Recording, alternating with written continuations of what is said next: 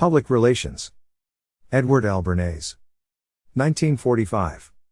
Narrated by Skeptical Waves. Part 1. The Growth of Public Relations. 3. Origins of Public Relations. Knowledge of the past is basic to an understanding of the present and the future.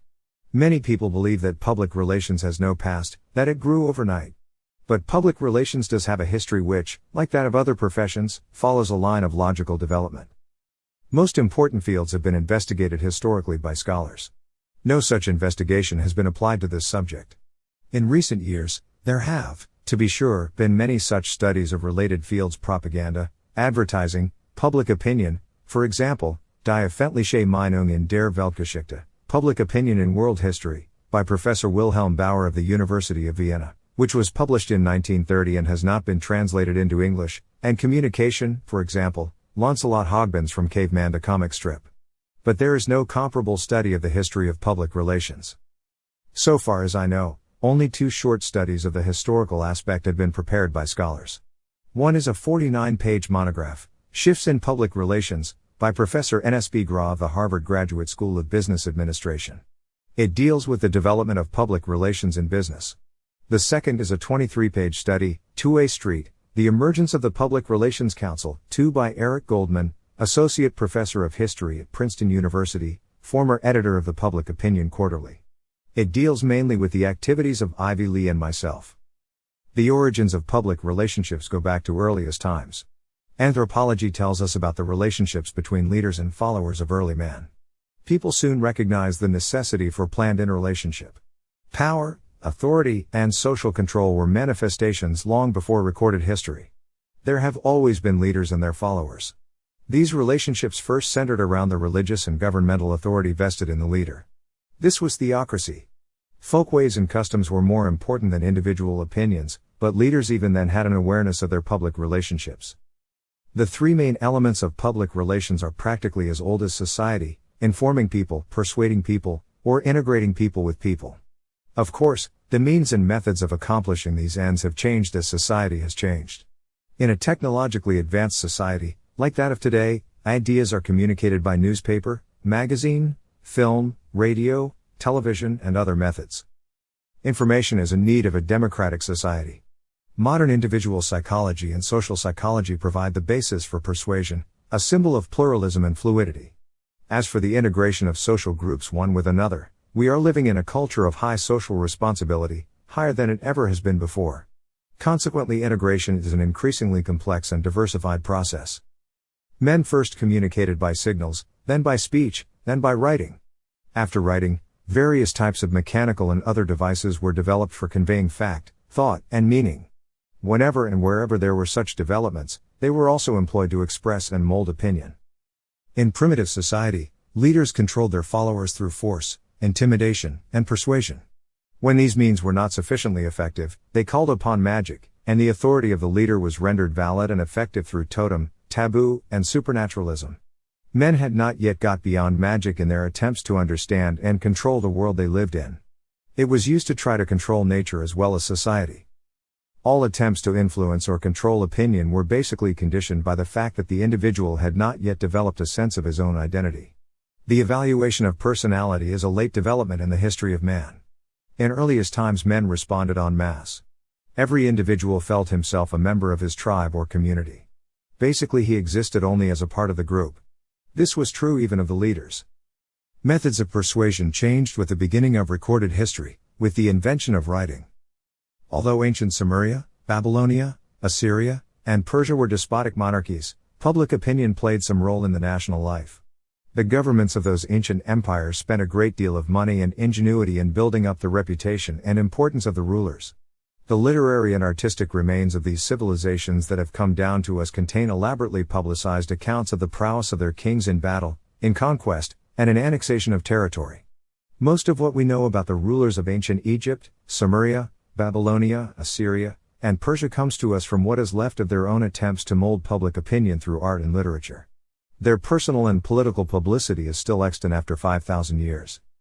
One fabrication of a public relations nature made in the theocratic states of the ancient East was the conception of the divinity of kings. The pharaoh of Egypt, the monarch of Babylonia, and the king of kings of Persia were called gods so that they might maintain their power through the force of acceptance of religious belief in their strength. Pyramids, obelisks, friezes, and statues propagandize the divine nature of those rulers. In ancient Egypt, priests were experts in public opinion and persuasion. There have come down to us from those days, however, scattered poems of lamentation by laymen which criticize the arbitrary conduct of public officials.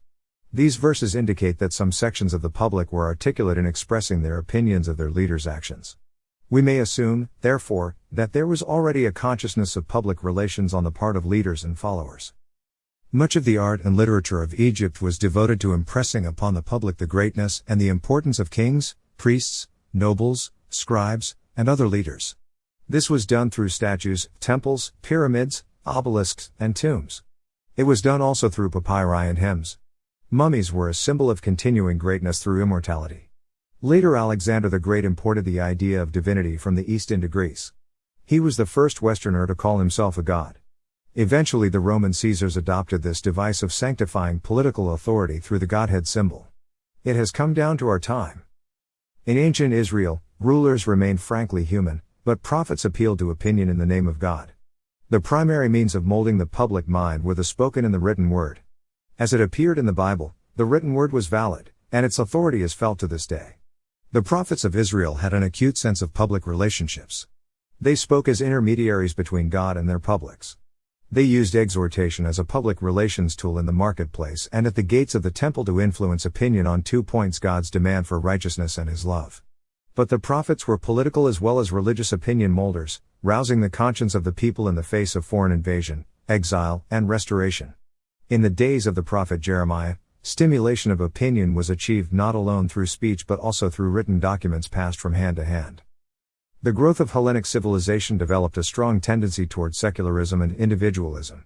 In Greece, society was democratic. The individual had a sense of his own personality. Opinion was a key factor in public life. There were now greater interrelationships between people and people, groups and groups, leaders and followers, a two-way street. The Olympic Games, the Dionysian festivals, and other rites encouraged the interchange of opinion and the development of a national spirit and national unity. The big propaganda theme was Greek solidarity, the building up of a spirit of cohesion among the Greeks against the barbarians. The Iliad and the Odyssey expressed this spirit. The tables of Solon, too, played their part. The dramas of Aristophanes had a comparable purpose: the development of unity in the Greeks against the barbarians. A money economy and trade furthered these ends. Free commerce was conducive to unhampered competition and the exchange of ideas and opinions. The open marketplace in Athens also served as a neighborly setting for the exchange of opinion. When the citizens met there to transact business or the affairs of state, oratory was the prime media for effecting opinion. Greek poets were likewise propagandists in their day. They built up a concept of national courage. Euripides and Aeschylus stirred up hate against the Persians. The Greek city-states, democratic or tyrannical, reflected public opinion more and more. Leaders became increasingly aware of their public relationships. The ruler or leader was no longer authoritarian as he had been in the East. He paid attention to his publics and their opinions. The Greeks had a great civic consciousness. Every art they developed was used at one time or another as a medium of persuasion toward political or social goals. Pericles and Demosthenes used oratory to resist foreign invaders. Socrates used philosophic dialogue to teach the good life based on knowledge. Aeschylus, Sophocles, and Euripides used drama, and Thucydides and Herodotus used history to inspire national consciousness in time of crisis. Sculpture and painting were employed to affect opinion, and Greek arches of triumph commemorated victory. They were, in a sense, tools of persuasion to ensure adherence to the ideal. Romans, too, had their concepts of public opinion and public relations and coined words which indicate their understanding of the general subjects.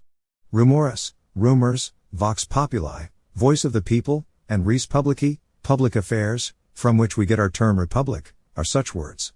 The growth of these concepts and the use of symbolism to carry them forward appear in the now famous abbreviation SPQR, the Senate and the people of Rome. As in Greece, oratory was a primary medium of affecting attitudes. Speeches delivered on the Senate floor or in the open-air forum often decided important issues, as we know from the great orations of Cicero which have come down to us. Quintus, brother of Cicero, wrote a treatise on propaganda. The writing of history was another public relations device. Julius Caesar wrote his commentaries on his campaigns in Gaul chiefly to promote his political fortunes in Rome. A great deal of history was written to glorify Rome as mistress of the world. Dionysius of Halicarnassus, the Greek historian of Rome, tells us that thousands of writers turned out histories of Rome. Martial reports that copies of his epigrams sold for 6 sesterces, less than the cost of a book today. Temples, statues, and paintings were also used to publicize the Roman Empire, and Virgil's aim in writing the Aeneid was frankly to glorify the Emperor Augustus and the historical mission of Rome in governing the world. In addition to oratory, literature, and art, which had a long tradition, the Romans used pamphlets and developed a new public relations device, the daily newspaper. Centuries before the invention of printing, handwritten pamphlets were circulated in the Rome of Julius Caesar, who also recognized the importance of news in molding public opinion by publishing the Acta Diurna, a daily newspaper. Acta Diurna, which might be translated daily records, was issued in Rome for 400 years. Down to the 4th century AD it contained government decrees, personals, such as notices of births, marriages, and deaths, and accounts of fires and hailstorms. All this was a slow development covering many centuries. Hundreds of thousands of years had passed before primitive society gave way to the early civilizations of Egypt and Babylonia, and between the first kings of Egypt and Julius Caesar there stretched 4,000 years. When the Roman Empire was at the height of its political and military power, Christianity came out of Palestine. The teachings of Jesus Christ were carried to various parts of the Roman Empire by his apostles. Once the Christian Church was established, its bishops and above all its fathers Tertullian, St. Augustine, St. Jerome, St. Chrysostom, and others employed a new, powerful eloquence to win converts to the new creed and to strengthen the faiths of those already converted. With the fall of Rome and the conquest of Western Europe by the Germanic tribes, the free exchange of opinion was suspended for centuries. But eventually the Western world revived and brought about modern public opinion and modern public relationships. One of the major factors which conditioned this development was the Christian heritage which, in the Renaissance and the Reformation, revived for modern times the democratic traditions of Greece and the republican traditions of Rome, influenced by the Sermon on the Mount and by revolutionary advances in the scientific point of view.